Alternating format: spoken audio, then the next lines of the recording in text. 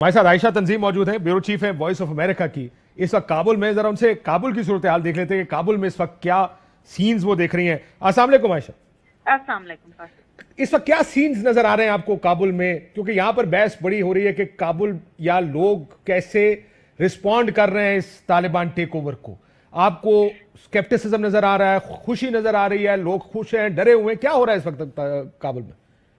काबुल में आपको सड़कों पे तालिबान नजर आ रहे हैं, तकरीबन हर जगह, हर सड़क पे, चेक पॉइंट्स पे, डॉक्टर अब्दुल्ला के घर के बाहर, पुरानी यूएस एम्बेसी के बाहर, आरएस कंपाउंड के बाहर, वो तमाम जगह काबुल में जहां पहले पुलिस या सिक्योरिटी फोर्सेस होती थी वो अब तालिबान के कब्जे में हैं।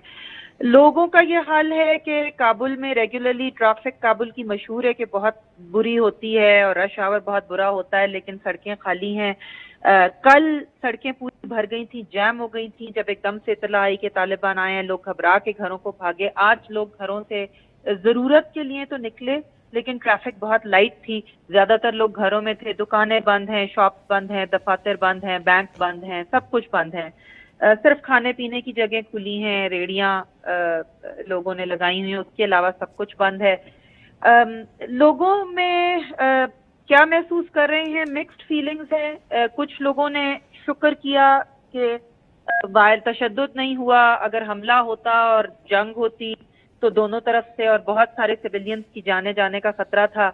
दूसरी तरफ लोग जो घरों में बैठे हैं, जिनमें अक़लियतें हैं, जिनमें प्रोग्रेसिव तबका है, जिसमें एक्टिविस्ट हैं, जिसमें पढ़े लिखे लोग हैं, स्टूडेंट्स हैं, वो घबराए हुए भी हैं, क्योंकि तालिबान ने वादे तो बहुत किए हैं कि वो पुरअमन रहेंगे, किसी को कुछ नहीं कहेंगे, लेकिन अभी तक यहाँ पे लोगों को 100% ये यकीन नहीं है। आप ये कह रहे हैं कंफ्यूजन है इस वक्त तालिबान, इस वक्त काबुल बहुत ज्यादा कंफ्यूजन है, और तालिबान वादे अपने पूरे करते हैं या नहीं, इस पे अभी लोगों को 100% यकीन नहीं है, तो लोग घरों में बैठे हैं।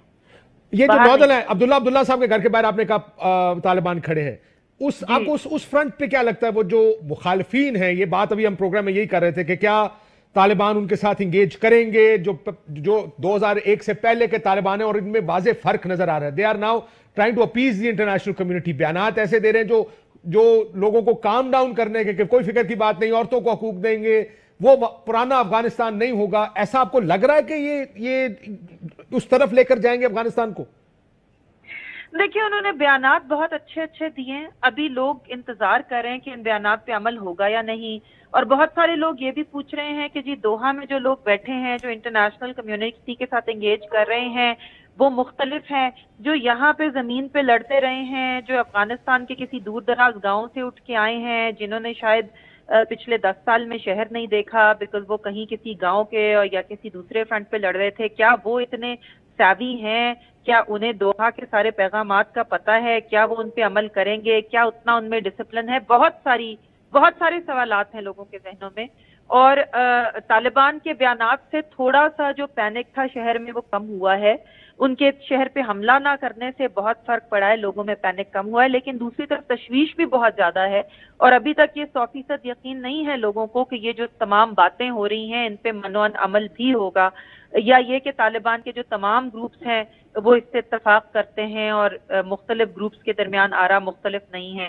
क्योंकि दोहा के जो तालिबान हैं उनके बारे में अमूमी तौर पर यह समझा जाता है कि वो ज्यादा थोड़े सैवी हैं, पढ़े लिखे हैं, इंटरनेशनल कम्युनिटी से इंटरैक्ट कर करके उनको सही लिंगो और लैंग्वेजेस समझ आ गई हैं, अंग्रेजी बोलते हैं, वर्ल्डली वाइज हो गए जिसको कहते हैं ना, वर्ल्डली वाइज हो गए हैं। लेकिन मुझे आखिर में ये बताइएगा, काबुल की सड़कों पे आपने कहा तालिबान है, रेगुलर ट्रैफिक है, लोग इस वक्त घरों में बैठे हैं? नहीं, रेगुलर नहीं है, बहुत कम ट्रैफिक है। जो रेगुलर ट्रैफिक काबुल की होती है वो बहुत हैवी होती है, बहुत ज्यादा होती है। आज बहुत हल्की ट्रैफिक है। जैसा कि मैंने बताया, तमाम दुकानें, तमाम दफातर, तमाम बैंक, सब कुछ बंद है। तमाम लोग घरों में बैठे हैं, जिनको सिर्फ कोई जरूरी काम है वो घर से निकल रहे हैं, वरना अमूमी तौर पर यहाँ पे शहर एक तरह से बंद है, क्योंकि कोई जगह नहीं खुली हुई सिवाय खाने पीने की दुकानों के, ठीक, वो खुली। और इस वजह से भी बहुत शुक्रिया आपका दुआनी साहब, इस वजह से भी ये सब, वो कह रहे सब बंद है, लोग इस वक्त क्लियर नहीं है, और यही बहस हो रही है कि ये क्लैरिटी कैसे आएगी, ये सबसे बड़ा सवाल है इस चीज पे। जी आप सही कह रहे हैं, क्योंकि और आयशा ने बड़े तफसील से और मुफस्सल तरीके से वो बताया جو صورتحال ہے تو غیر یقینی کی صورتحال ہے، اور اس غیر یقینی کو دور اگر کر سکتے ہیں وہ طالبان ہی کر سکتے ہیں۔ میرے نزدیک کچھ اس میں جو ہے ہمیں یہ بھی دیکھنا ہوگا کہ جو دوحہ کی ابھی بات ہوئی، عائشہ نے بات کیا، تو دوحہ کے اندر ابھی وہ جن کے ساتھ مذاکرات ہونے ہیں، جو ارسٹوائل اشرف غنی گروپ تھا، اس کے اندر جو مختلف ایتھنک اور ریلیجس گروپس تھے، ان کے ساتھ یہ مذاکرات کس طرح سے ہوتے ہیں اور کس نہج پہ جاتے ہیں، کیونکہ طالبان انکلوسیونیس کی بات تو کر چکے ہیں، سر لیکن دیکھیں وہ اس کو انکلوسیونیس سے ڈیفائن کیسے کریں گے؟ میں مومن صاحب اور آپ سے یہ سوال ابھی پوچھ رہتا ہوں چلے بریک جانے سے پہلے. وین یو سے انکلوسیو، مومن صاحب آپ بھی اور میں تینوں مہمان میرے اس کا بریف جواب اگر دے دیں تو انکلوسیو سے مراد کیا ہے؟ مومن صاحب کی کال ڈراپ ہے. پہلے دورانی صاحب آپ انکلوسیو کا مراد اس میں عبداللہ بھی کیا، اس کی پارٹی کا کوئی آدمی بھی حکومت میں ہو سکتا ہے، یا انکلوسیو سے مراد یہ سائیڈ پہ رکھیں گے حکومت میں نہیں آنے دیں گے؟ نہیں، انکلوسیو کا مطلب یہ ہے کہ وہ حکومت میں ہوں گے، ورنہ تو پھر کوئی فائدہ نہیں ہے، کیونکہ اگر لوگوں کو ان کے ایتھنک وائز یا ریلیجس وائز اگر ان کا شیئر نہیں ملتا تو وہ ریپریزنٹیٹیو گورنمنٹ نہیں ہوگی. اور طالبان کی طرف سے جو انڈیا ہے وہ انکلوسیونیس وہ یہی تھا.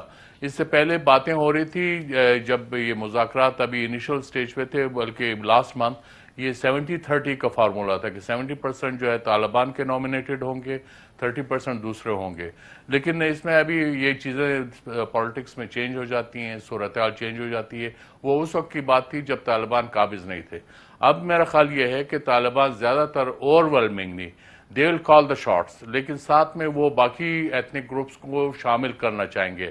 اب یہ ایک پوزیشن ہے. دوسری پوزیشن یہ ہو سکتی ہے کہ باقی دوسرے گروپس ہیں جو نان طالبان ہیں وہ اپنے آپ کو کیسے اسرٹ کرتے ہیں، اور وہ یہ دیکھتے ہیں کہ آیا انہیں بھی امن پسند ہے یا نہیں ہے، یا ان میں بھی وار فٹیگ ہے یا نہیں ہے.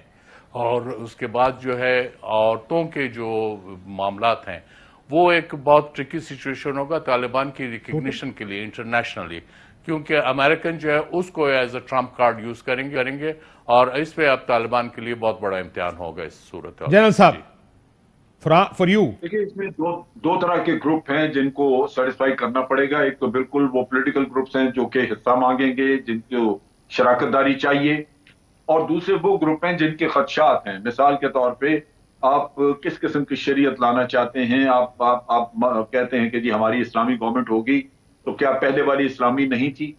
دوسری چیز یہ ہے کہ جس طرح وہاں پہ ہیومن رائٹس کی آرگنائزیشنز ہیں، خواتین کی آرگنائزیشنز ہیں، ان کے اپنے مطالبات ہیں، ان کے اپنے شکوک و شبہات ہیں. سو ان کو یہ سارے گروپس کو کسی نہ کسی شکل میں آن بورڈ رکھنا ہوگا، ان کو سیٹسفائی کرنا ہوگا.